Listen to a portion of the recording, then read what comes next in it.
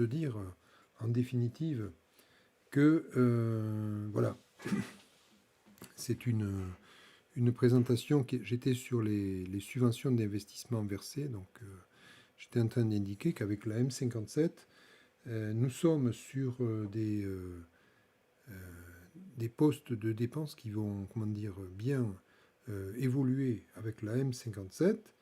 Nous sommes avec un véritable tremblement, hein, il faut le dire carrément. C'est une dépense qui, sous l'Ancien Régime, est une dépense qui est classée par catégorie de bénéficiaires. Et c'est donc toute la particularité. Nous n'aurons plus ce classement que nous avons connu en M14. Deuxième modification, et elle est de taille, c'est que vous n'aurez plus ce classement que vous avez là avec 5 ans, 30 ans, 40 ans donc de classement. Donc effectivement, pour l'amortissement, ces durées, ce ne sera plus le cas. Vous aviez la possibilité de neutraliser ces subventions. Eh bien oui, effectivement, ce sera bon, on pourra toujours le faire. Donc voilà ce que je voulais dire de l'Ancien Régime. Alors l'Ancien Régime étant vu, je vais passer au Nouveau Régime. Ce Nouveau Régime, il est bien particulier. Il est bien particulier où, dorénavant, vous allez devoir prendre en compte une donnée qui est claire, c'est qu'il faudra garder le contact avec le bénéficiaire de la subvention. Garder le contact, ça veut dire quoi? Vous vérifiez d'une part que la subvention a bien été utilisée pour ce à quoi elle a été prévue. Donc si la collectivité a prévu de verser la subvention pour la construction d'un clubhouse, par exemple, pour un club de tennis, eh bien, effectivement, vous aurez, comment dire, cette possibilité donc de le vérifier, et c'est même pas une possibilité, c'est carrément le faire. Mais au-delà de ça, il faudra aussi avoir une information à tous les coups, c'est de vérifier, en définitive, si le bénéficiaire a réalisé cette dépense, oui ou non. S'il l'a bien réalisé dans les temps, car la date de terminaison de la construction du bien en question sera la date de prise en compte pour l'amortissement. Je dis bien l'amortissement, et ça c'est important de le dire. Donc, vérifier. Sinon, si vous n'avez pas une dépense d'investissement par le bénéficiaire, vous êtes avec une charge. Et puis, d'autre part, il faut vérifier la date de terminaison des travaux par le bénéficiaire, et c'est là cette date qui vous permettra de dire je peux amortir la subvention à partir de telle date. Alors ça veut dire en clair que on va avoir le compte 23 qui va être appelé à grossir. Aussi longtemps que vous n'aurez pas les travaux terminés, on ne pourra pas imputer sur un compte 204 la subvention. Alors je ne sais pas si vous m'entendez, Salvatore, là, si vous m'entendez encore, confirmez-moi que vous m'entendez, ça sera toujours bon, ça me rassurera. Alors, cette disposition d'intégration donc de la subvention dans un compte d'encours, c'est, je dirais, une disposition qui est née en 2020, donc c'est pas si vieux que ça en définitive. C'est une disposition donc, où vous aurez donc une inscription en deux temps. Une inscription d'abord dans un compte 23, sauf si vraiment les travaux sont terminés au moment où vous dites voilà, les travaux ont été faits et il est venu dans un deuxième temps me demander la subvention. Donc ça c'est clair. Pour ce qui est des opérations donc d'imputation, là on va encore avoir quelques petits soucis. Allez, j'avance un petit peu. Je vous laisse donc plus de problème pour le son. Parfait. Ben, c'est très bien. Merci Salvatore. Euh, L'octroi de la subvention, je dirais que vous prenez une délibération, ok, mais il n'y aura pas de prévision comptable. Hein, il n'y aura pas de prévision à ce moment-là. Lorsque vous allez verser la subvention, si vous faites un versement unique, eh bien, bon, je présume que les travaux sont déjà terminés. Donc, en clair, vous avez cette subvention qui pourra être directement mise sur le compte 204. Si vous faites des versements échelonnés, donc effectivement là, je dis bien là, vous allez avoir donc effectivement ce compte 23 qui va être donc utilisé. Alors j'y vais, là je vais prendre comment dire, une simplification. Si vous avez une subvention qui sera versée à raison de moins d'un an, vous pouvez déjà donc considérer que la date d'émission du mandat de subventionnement sera égale à la date du début d'amortissement. Donc là, c'est une tolérance qui est faite par la DGFiP. Et donc, effectivement, vous aurez donc cette possibilité donc, de l'utiliser. Alors, je ne dis pas que vous allez l'utiliser automatiquement, hein, ça pourra déjà être le cas dans le cadre d'un règlement budgétaire et financier. Alors, OK, pour illustrer un peu mon propos, j'ai utilisé un exemple où je prévois notamment le versement d'une subvention à une collectivité. Ici, vous avez 3 000 euros. Et la subvention va financer finalement un investissement de 50 000 euros. L'investissement est amortissable chez le bénéficiaire à raison de 5 ans. Alors, pour le besoin de la démonstration, vous avez notamment un mandat qui est émis le 1er mars 2022 et vous allez émettre ce mandat sur une nature bien particulière, le compte 204-181. Alors, qu'est-ce qui se passe dans ce cas-là? Vous avez un premier cas où vous n'avez aucune information et vous le voyez donc sur la date de mise en service. Donc en clair, on va considérer que effectivement la date de mandatement égale la date de démarrage de l'amortissement. Alors vous voyez deux termes pour qualifier le montant de la dotation de 500 euros. Vous avez d'un côté donc les fameux 3000 euros, donc c'est le montant de la subvention, divisé par 5, c'est le nombre d'annuités pour l'amortissement.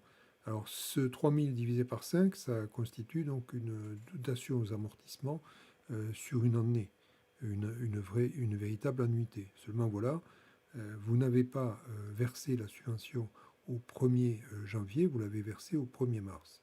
Or, une année comptable, c'est 30 jours et non pas 28, par exemple en février.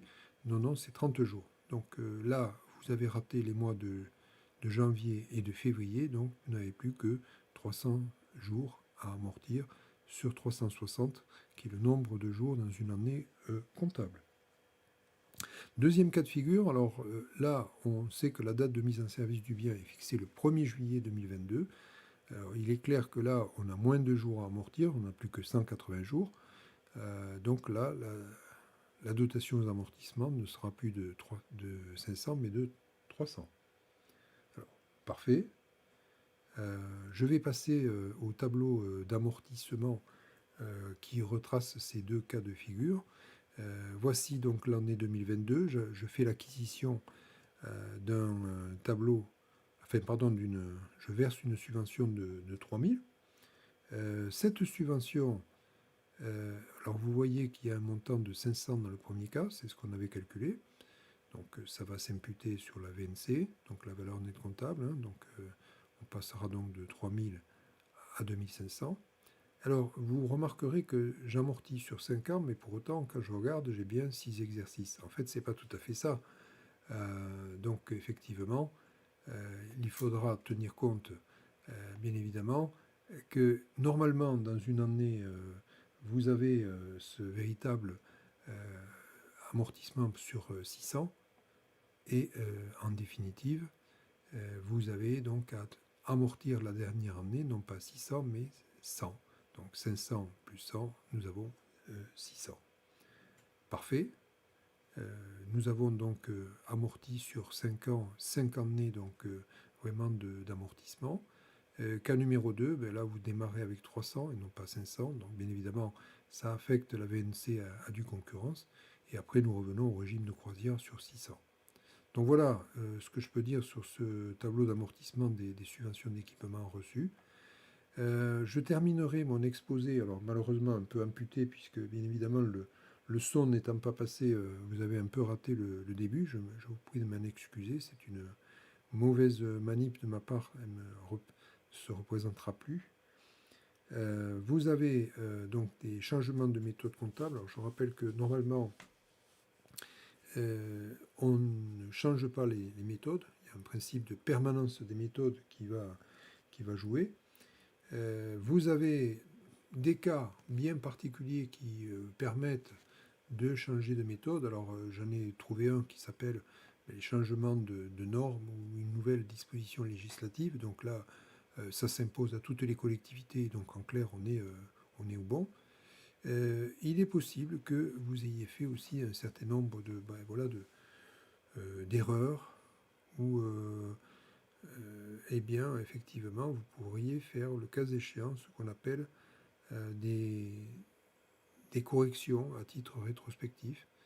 Et ces corrections pourraient se faire notamment sur le compte 1068 de la collectivité. Alors je rappelle que ce compte 1068 est un compte qui, ma foi, est le compte où vous faites ce qu'on appelle l'affectation du résultat chaque année lors du vote du compte administratif. Donc il est clair que là, vous n'avez pas automatiquement à le faire, puisque vous le voyez en bas, par simplification, en M57, vous ne ferez pas une application rétrospective, automatique. Alors j'ai le cas par exemple, par contre, d'un cas prospectif.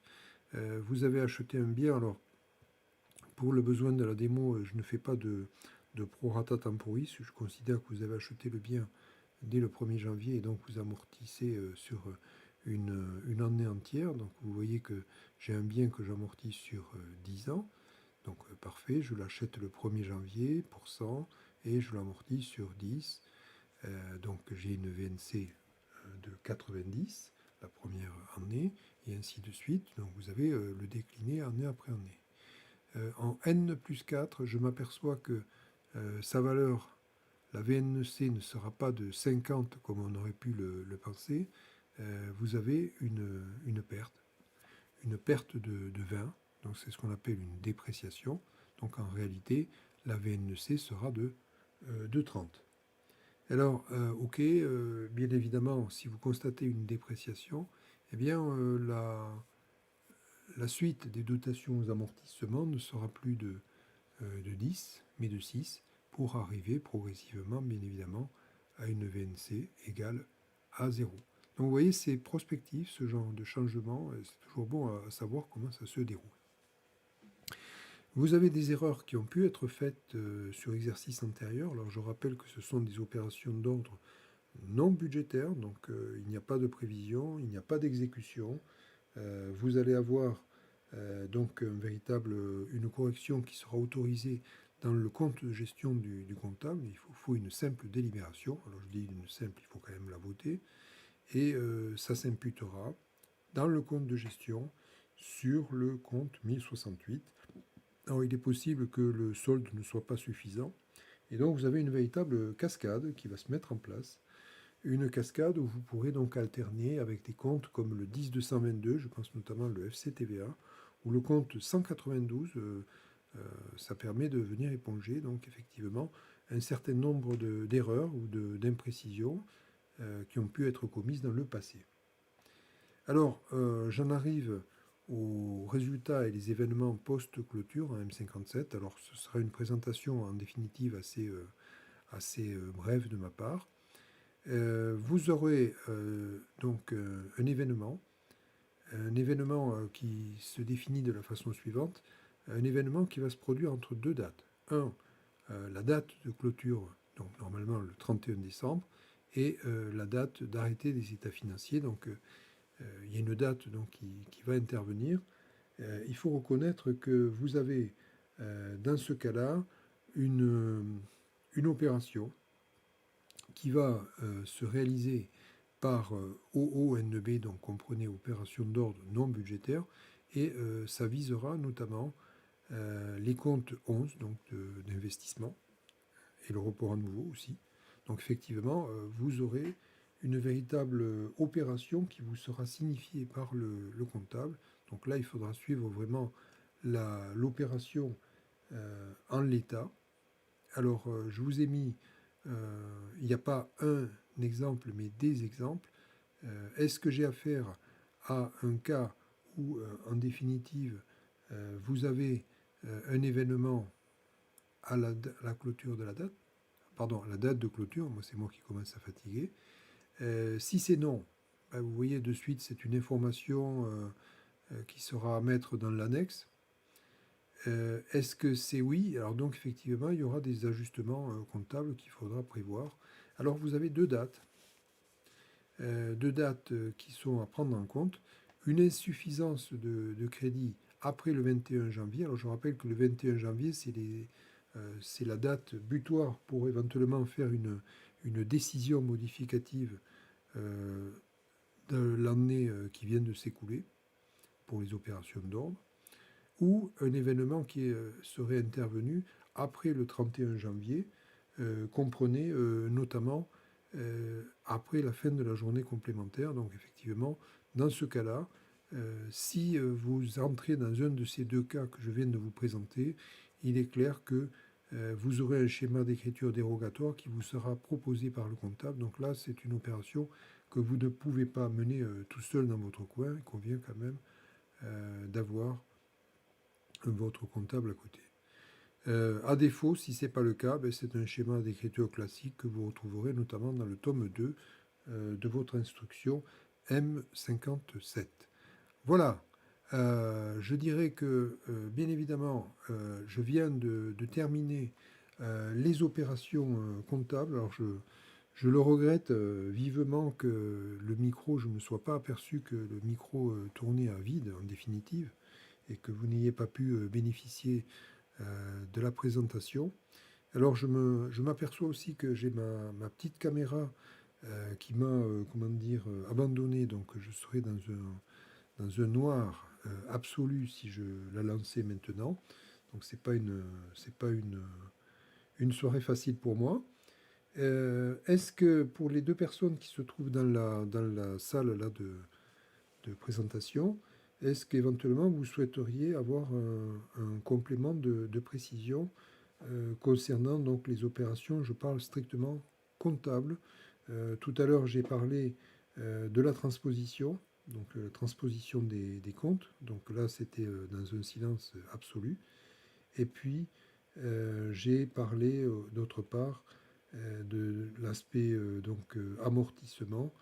Ce sont ces deux aspects que, ben, en définitive, vous avez ratés. Voilà. Donc je me tiens à votre disposition en sachant que, comme nous ne sommes pas dans une salle de type Teams ou Zoom, où vous pourriez donc poser la question en direct, vous avez quand même la possibilité de l'écrire votre question dans la boîte de chat, donc si vous en avez l'intention. Alors en même temps, je reste rivé, les yeux rivés sur la boîte de chat. J'ai pas l'impression que vous ayez des questions qui arrivent. Alors rassurez-moi ou pas, je ne sais rien. Donc je vais juste faire une petite modification pour changer de caméra avec vos questions. Donc j'attends un petit peu. Est-ce que vous avez des questions que vous voudriez poser? Alors je regarde un petit peu là. Je vais aller passer donc sur la caméra, donc changer la caméra pour pouvoir apparaître, si j'ose dire.